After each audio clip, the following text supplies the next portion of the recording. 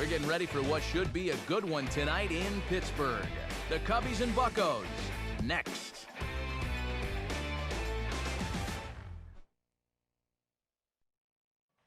Hey, what is going on, guys? T.Sports 15 here, and today we have another episode of Pittsburgh Pirates Fantasy Draft franchise here in MLB 13, the show.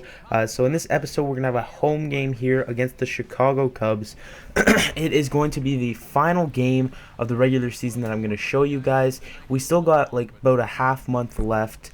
We possibly could win the division. We're taking on the division leaders, Chicago Cubs, who are, I think, a game or two ahead of us at this point, but we could potentially tie with them if we get a victory here. So you can see Johnny Cueto's on the hill for us, and obviously last episode was before the All-Star break, so I simulated a ton. I was planning on having one more gameplay, but the footage was corrupt, so I couldn't bring you guys that, so we're doing one less gameplay. So after this, the next episode is going to be the playoffs, where we are going to do one game, the first game from every series, and then every elimination game. So for example, I did this for my Blue Jays franchise, but I know I've gained a bunch of subscribers since we did the playoffs for the Blue Jays franchise for year one.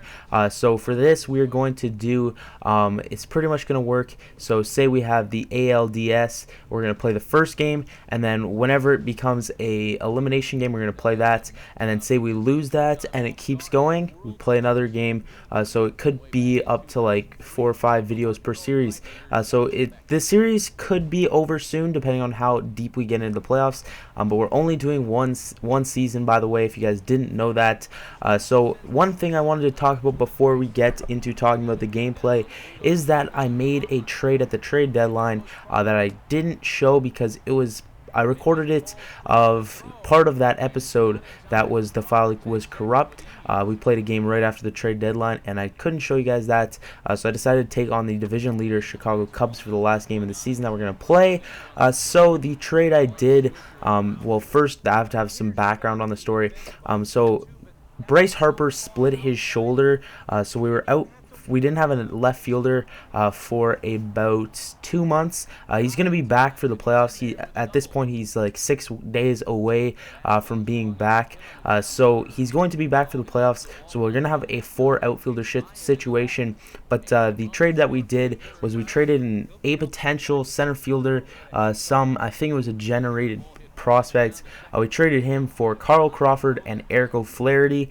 So we have an extra arm in the bullpen lefty. He's pretty good. So now we have 3 lefties in the pen in Brett Cecil, Eric O'Flaherty, and Drew Smiley. So we have a very good bullpen headed in the playoffs.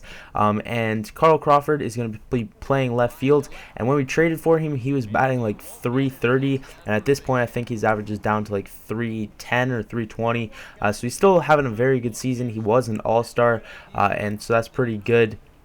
So yeah, once we head into the playoffs, we're going to have 4 starting outfielders that I would like to play in Will Myers, Andrew McCutchen, Bryce Harper, and Carl Crawford. The odd man out is most likely going to be Will Myers. He's probably going to be playing off the bench. We're probably going to be putting Bryce Harper in right field because I think he has had some experience there, and you can see that Nick Swisher just hit a home run to put them on top 2-0. So yeah, he's going to be playing in right field, putting Carl Crawford in left, and definitely Andrew McCutchen is going to be playing in center field. So to the bottom of the 4th now, we're going to get into the gameplay, and Brett Lawrie takes their pitcher for a ride into the Cubs bullpen, and that is going to be a home run that'll bring the score. It'll cut it in half after Brett Lawrie just went deep center field. So a very nice home run there for Brett Lawrie off of Josh Beckett, and we're back in the game now, so we're going to need to put some more runs on the board to tie it up and hopefully take the lead here, because this is a big game in this season. We have a 3-game set here against the Cubs, and this is the last time we're playing the Cubs, and we're definitely going to be making playoffs, at least in that wild card spot, but you definitely don't want to be playing in the wild card game because you can get eliminated in one game. So we started off still in the bottom of the 4th with an Andrew McCutchen base hit. and still none out, and Paul Goldschmidt up. We're going to get another base hit. So back-to-back singles here for the Pirates, and we're off to a good start to the inning. So we start off with a home run, then back-to-back singles, and now Asdrubal Cabrera's up, and we're trying to put together an inning here. He's going to drop down a bunt. He almost beats it out, but it does the job. Sacrifice bunt, moves the runners into scoring position. Next up is going to be Yasmani Grandal. He's going to drive this ball to the wall in right field. Runners had to hold up to see if it was going to be caught, so only one run comes across. Now we have runners on second and third with one out, and we have Will Myers up. He has a 3-2 count, and they're not going to challenge him because the pitcher spot is on deck, and obviously not going to be calling up a pinch hitter for the pitcher. Johnny Cueto, bases loaded, 2 out, and he's going to fly out to the center fielder for the third out of the inning. So we put 2 runs on the board in the bottom of the fourth, and we head to the top of the fifth. Johnny Cueto is starting to put on a show here with the strikeouts. Strikes out Andrelton Simmons there with the fastball. So Brett Laurie comes up for another at bat here in the bottom of the fifth. He is going to line this one into right field, but Nick Swisher climbs the ladder, makes a pretty nice catch there. So to the top of the sixth now, 2-2 count to Nick Swisher, who has already homered in this game, and we get him chasing that fastball down and in for strike 3. So bottom of the sixth now with 2 out, and Yasmani Grandal up. Already has a double in this game, and he's going to get another one down the right field line, just staying fair past Nick Swisher, and he's going to get in there with a little bit of an errant throw by the right fielder. So now with that runner on second base, next up would be Espinoza, and he is going to drive him in with a base hit to center field. Throw goes to the cut, but is sort of a lazy throw, and Espinoza is going to sneak into second base. So that would be it for that inning. You can see through 6 innings, they have 2 runs, 6 hits on no errors, and we have 3 runs on 7 hits and no errors. Chris Heisey is 2 for 2 with that home run that he had earlier, and Yasmani Grandal is 2 for 3. So in the top of the 7th, we're going to get the strikeout here, but the ball gets away from Yasmani Grandal, and their batter will get to first.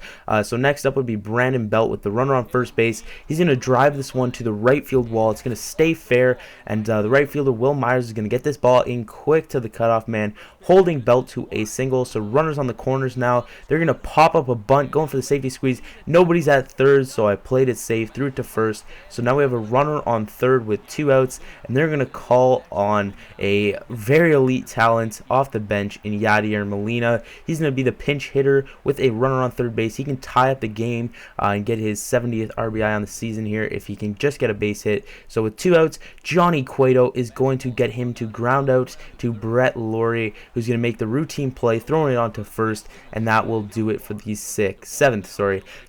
Steve Delabar is going to come on for the bottom half of the 7th for them. He's having a pretty good season from the bullpen. He is 10-5, 10 wins for a bullpen pitcher, which is really nice.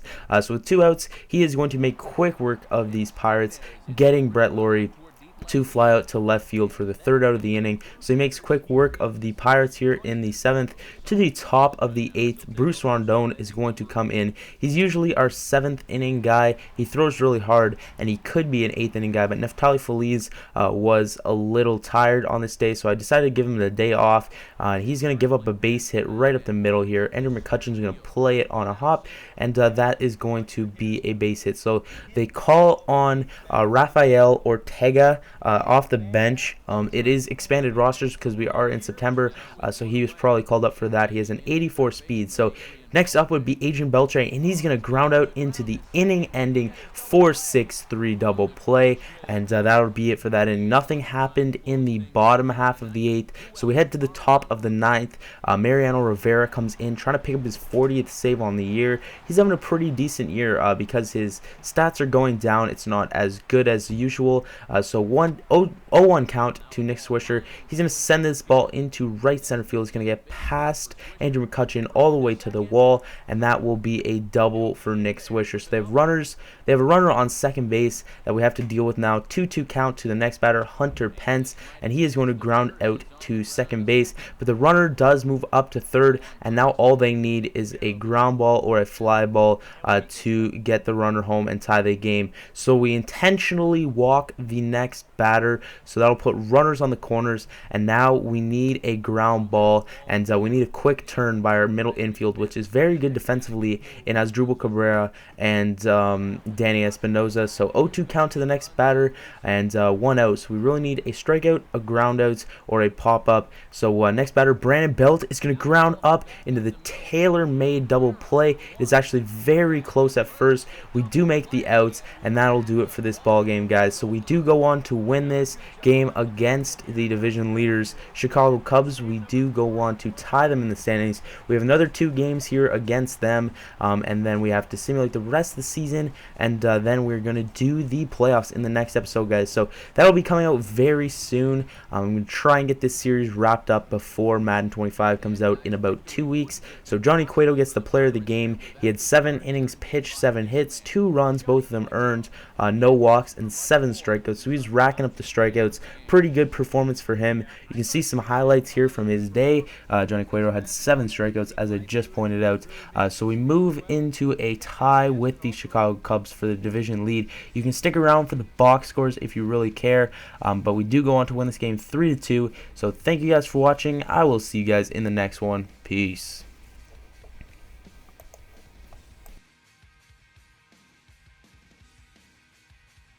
Tablets out and head over to theshownation.com. The Pirates win it 3-2. Good night from Pittsburgh.